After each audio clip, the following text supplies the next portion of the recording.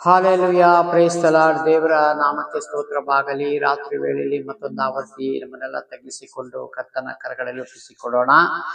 ಇವತ್ತು ಒಂದು ವಾಕ್ಯವನ್ನು ತೆಗೆದುಕೊಳ್ಳೋಣ. ಯೋಹಾನನು ಬರೆದ ಮೊದಲನೆಯ ಪತ್ರಿಕೆ 1ನೇ ಅಧ್ಯಾಯ, ಅದರಲ್ಲಿ 6ನೇ ವಚನವಾಗಿದೆ. ನಾವು ದೇವರ ಸಂಗಡ ಅನ್ಯೋನ್ಯತೆ ಉಳ್ಳವರಾಗಿದ್ದೇವೆಂದು ಹೇಳಿ ಕತ್ತಲೆಯಲ್ಲಿ ನಡೆದರೆ ಸುಳ್ಳಾಡುವವರಾಗಿದ್ದೇವೆ. ಹಾಲೆಲುಯ.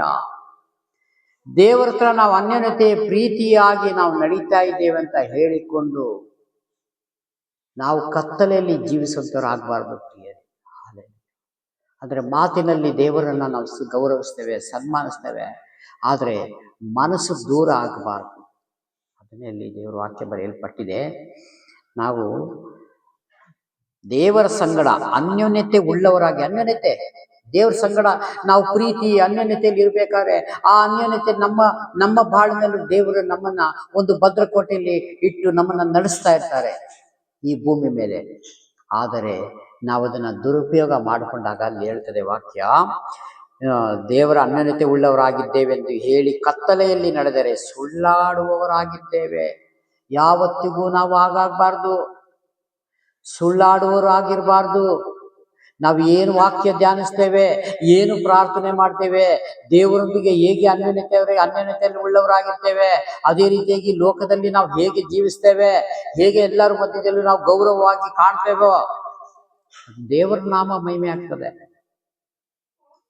ನಾವು ಪ್ರಾರ್ಥನೆಯಲ್ಲಿ ಇದ್ದುಕೊಂಡು ವಾಕ್ಯದಲ್ಲಿ ಇದ್ದುಕೊಂಡು ಹೊರಗಡೆ ಬಂದು ನಾವು ಬೇರೆ ತರ ಮಾತನಾಡಿದ್ರೆ ಅನ್ಯ ಜನರು, ಬೇರೆ ಜನಗಳು ಹೇಳ್ತಾರೆ ಇವರು ಕ್ರಿಸ್ತರು ಅಂತ ಹೇಳ್ತಾರೆ, ಇಲ್ಲಿ ಗಲಾಟೆ ಮಾಡ್ತಾರೆ, ಇವ್ರು ಏನೇನೋ ಮಾಡ್ತಾರೆ ಹಂಗೆ ಅಂತ.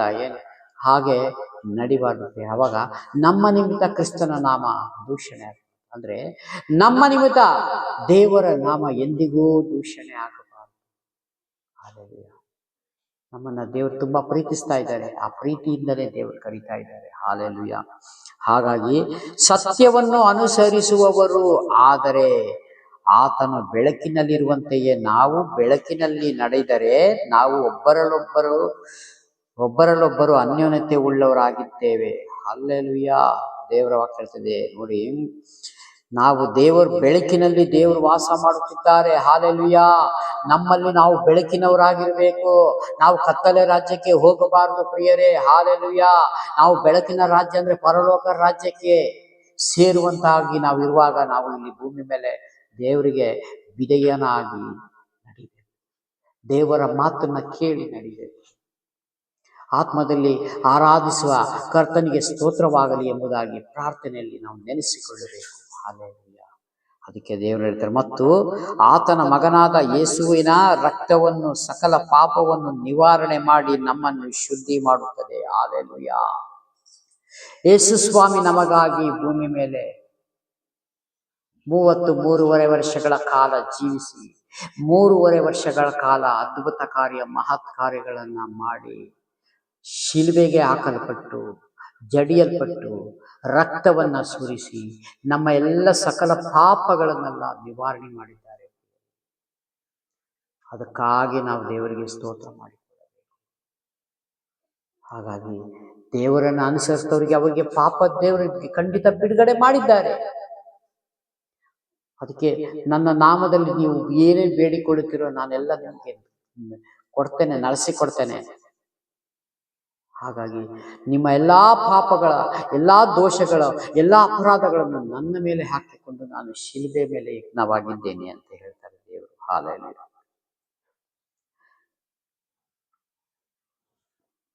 ನಿಮ್ಮಲ್ಲಿ ಪಾಪವಿಲ್ಲವೆಂದು ನಾವು ಹೇಳಿದರೆ ನಮ್ಮನ್ನು ನಾವೇ ಮೋಸಗೊಳಿಸಿಕೊಳ್ಳಿ. ಭೂಮಿ ಮೇಲೆ ಎಲ್ಲ ಮನುಷ್ಯರು ಪಾಪ ಮಾಡಿದವರೇ. ನನ್ನಲ್ಲಿ ಪಾಪ ಇಲ್ಲ, ನನ್ನಲ್ಲಿ ದೋಷ ಇಲ್ಲ, ನಾನು ಯಾವ ತಪ್ಪು ಮಾಡಿಲ್ಲ ಅನ್ನುವವರು ನಮ್ಮನ್ನು ನಾವು ಎಂತೆ ಮೋಸಗೊಳಿಸಿಕೊಳ್ತೇವಂತೆ. ಹಾಲೆಲೂಯ. ನಮ್ಮನ್ನು ನಾವು ಮೋಸಗೊಳಿಸಿಕೊಳ್ಳುತ್ತೇವೆ ಮತ್ತು ಸತ್ಯವೆಂಬುದು ನಮ್ಮಲ್ಲಿಲ್ಲ. ಹಾಲೆಲೂಯ. ಮೋಸಗೊಳಿಸಿಕೊಳ್ತೇವೆ. ಸತ್ಯ ಎಂಬುದು ನಮ್ಮಲ್ಲೇ ಇರುವುದಿಲ್ಲ. ಸತ್ಯ ಅಂದ್ರೆ ದೇವರ ವಾಕ್ಯವನ್ನು ಅನುಗುಣವಾಗಿ ಜೀವಿಸುವಂಥದ್ದೇ ಸತ್ಯವಾಗಿರ್ತದೆ. ದೇವರ ಹೆಸರು ಹೇಳಿಕೊಂಡು ನಾವು ಬೇರೆ ಮಾತನಾಡಿದ್ರೆ ಅವಾಗ ನಾವೇನಾಗ್ತೀವಿ? ನಮ್ಮಲ್ಲಿ ಸತ್ಯವೇ ಇಲ್ಲ ಅಂತ ಅರ್ಥ. ಹಲ್ಲೆಲೂಯಾ. ಹಾಗೂ ನಮ್ಮ ಪಾಪಗಳನ್ನು ಒಪ್ಪಿಕೊಂಡು ಅರಿಕೆ ಮಾಡಿದರೆ ಆತನು ನಂಬಿಗಸ್ತನು ನೀತಿವಂತನು ಆಗಿರುವುದರಿಂದ ನಮ್ಮ ಪಾಪಗಳನ್ನು ಕ್ಷಮಿಸಲ್ಪಟ್ಟಿತು. ಹಲ್ಲೆಲೂಯಾ. ನಾವು ದೇವರ ವಾಕ್ಯವನ್ನು ಅರಿಕೆ ಮಾಡಿ, ನಾವು ಪಾಪಗಳನ್ನೆಲ್ಲ ಅರಿಕೆ ಮಾಡಿ ಒಪ್ಪಿಕೊಂಡು, ದೇವರೇ ನನ್ನನ್ನು ಶುದ್ಧಿ ಮಾಡು, ಯೇಸುವೇ ನನ್ನನ್ನು ಶುದ್ಧಿ ಮಾಡು, ನಿನ್ನ ರಕ್ತದಿಂದ ಸ್ವಾಮಿ ದೇವರೇ ನನ್ನನ್ನು ಶುದ್ಧಿ ಮಾಡು ಎಂಬುದಾಗಿ ಯಾರು ಒಪ್ಪಿಕೊಂಡು ಅರಿಕೆ ಮಾಡ್ತಾರೋ ಆತನಿಗೆ ಪಾಪ ತೆಗೆಯಲ್ಪಡ್ತದೆ. ಹಾಗೂ ನೋಡಿ, ಒಪ್ಪಿಕೊಂಡು ಅರಿಕೆ ಮಾಡಿದರೆ ಆತನು ನಂಬಿಗಸ್ತನು ನೀತಿವಂತನು ಆಗಿರುವುದರಿಂದ ನಮ್ಮ ಪಾಪಗಳನ್ನು ಕ್ಷಮಿಸಿ ಬಿಟ್ಟನು. ಹಲ್ಲೆಲೂಯಾ. ನಾನು ತಪ್ಪು ಮಾಡಿಲ್ಲ, ನಾನು ಸುಳ್ಳು ಹೇಳಿಲ್ಲ, ನಾನು ಮೋಸ ಮಾಡಿಲ್ಲ ಅಂತ ಯಾವತ್ತೂ ಯಾರು ಹೇಳ್ಕೊಳಿಕ್ಕಾಗಲ್ಲ ಪ್ರಿಯರೇ. ನಮಗೆ ನಾವು ಮೋಸ ಮಾಡಿಕೊಂಡಂಗೆ. ಅದಕ್ಕೆ ನಾವು ದೇವರ ಹತ್ರ ಅರಿಕೆ ಮಾಡಬೇಕು. ಅರಿಕೆ ಮಾಡಿ, ಸ್ವಾಮಿ ನನ್ನಲ್ಲಿರುವ ಪಾಪಗಳನ್ನು ದೋಷಗಳನ್ನೆಲ್ಲ ಸ್ವಾಮಿ ಈ ಕಲ್ವಾರಿ ಶಿಲ್ಬೆ ಮೇಲೆ ಯಜ್ಞವಾಗಿ ದೇವರೇ ನಮ್ಮ ಎಲ್ಲ ಬಿಡುಗಡೆ ಮಾಡಿದ್ದಕ್ಕಾಗಿ ನಿನಗೆ ಸ್ತೋತ್ರ ಸ್ವಾಮಿ ಎಂಬುದಾಗಿ ನಾವು ಪಾಪವನ್ನು ಅರಿಕೆ ಮಾಡಿದರೆ ದೇವರು ಕ್ಷಮಿಸಲ್ಪಡ್ತಾರೆ. ಹಲ್ಲೆಲೂಯಾ. ಕ್ಷಮಿಸಲ್ಪಟ್ಟಿತು. ಸಕಲ ನೀತಿಯನ್ನು ಅನುಸರಿಸಿ ನಮ್ಮನ್ನು ಶುದ್ಧಿ ಮಾಡುವನು. ಹಲ್ಲೆಲೂಯಾ. ಸಕಲ ನೀತಿಯನ್ನು ಅನುಸರಿಸಿ ನಮ್ಮನ್ನು ಶುದ್ಧಿ ಮಾಡಿ ನಮ್ಮನ್ನ ಶುದ್ಧಿ ಮಾಡು. ನಾವು ಪಾಪವಿಲ್ಲವೆಂದು ಹೇಳಿದರೆ ಆತನನ್ನು ಸುಳ್ಳುಗಾರನ್ನು ಮಾಡುತ್ತಾನೆ. ಪಾಪ ಇಲ್ಲ ಅಂತ ನಾವು ಹೇಳೋಂಗೇ ಇಲ್ಲ. ದೇವರ ಒಳಗೆ ಬಂದ ಮೇಲೆ ನಮಗೆಲ್ಲ ಕ್ಷಮಿಸಲ್ಪಟ್ಟಿದೆ. ನಾವು ಹಾಗೆ ಯೇಸು ಸ್ವಾಮಿ ಇಲ್ಲದೆ ನಮ್ಮ ಬಾಳಿನಲ್ಲಿ ನಮಗೆ ಯಾವ ಪಾಪಗಳು ಯಾರೂ ಕ್ಷಮಿಸಕ್ಕಾಗಲ್ಲ. ವಾಕ್ಯನ ಹೇಳ್ತದೆ, ಇದು ನಾನು ಹೇಳ್ತಾರೆ ಮಾತಲ್ಲ. ದೇವರನ್ನ ನಮ್ಮ ಒಳಗಡೆ ಸ್ವೀಕಾರ ಮಾಡಿಕೊಂಡು ಅಂಗೀಕಾರ ಮಾಡಿಕೊಂಡು, ದೇವರೇ ನನ್ನ ಪಾಪಗಳನ್ನ ಕ್ಷಮಿಸು. ಇಷ್ಟು ವರ್ಷ ನಾನು ನಿನಗೆ ವಿರೋಧವಾಗಿ ನಾನು ನಡೆದುಕೊಂಡೆ, ಮಾತಿನಲ್ಲಿ ಆಗಿರ್ಬೋದು, ನಡತೆಯಲ್ಲಿ ಇರ್ಬೋದು, ಬೇರೆ ವಿಷಯಗಳಲ್ಲಿರ್ಬೋದು ಅಂತ ಹೇಳಿ ಯಾರು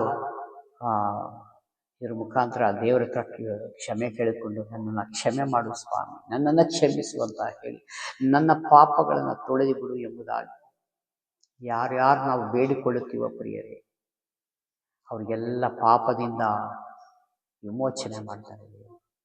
ಎಲ್ಲ ಪಾಪಗಳನ್ನ ತೆಗೆದು ಹಾಕಿ ನೂತನ ಸೃಷ್ಟಿ ಮಾಡಿ, ಒಂದು ದಿವಸ ದೇವರು ಆಕಾಶದಿಂದ ಇಳಿದು ಬರುವಾಗ ನಮ್ಮನ್ನೆಲ್ಲ ಎತ್ತಲ್ಪಡ್ತಾರೆ. ಈ ವಾಕ್ಯನೇ ಹೇಳ್ತದೆ. ಹಾಗಾಗಿ ಈ ಕೊಟ್ಟಂಥ ಸಂದೇಶಕ್ಕಾಗಿ ಸ್ತೋತ್ರ ಮಾಡಿಕೊಂಡು ಚಿಕ್ಕ ಪ್ರಾರ್ಥನೆ ಮಾಡಿಕೊಳ್ಳೋಣ. ಪ್ರೀತಿ ಸ್ವರೂಪನಾದ ದೇವರೇ, ರಾಜಾದಿರಾಜನೇ, ಸ್ವಾಮಿ ನಿಮಗೆ ಮಹಿಮೆಯಾಗಲಿ. ಈ ವಿಡಿಯೋ ನೋಡುವಂಥ ಪ್ರತಿಯೊಂದು ಕುಟುಂಬಗಳನ್ನ ನೆನೆಸಿ ನಿಮ್ಮ ಕರಗಳನ್ನು ಒಪ್ಪಿಸಿಕೊಡ್ತೇನೆ ಸ್ವಾಮಿ.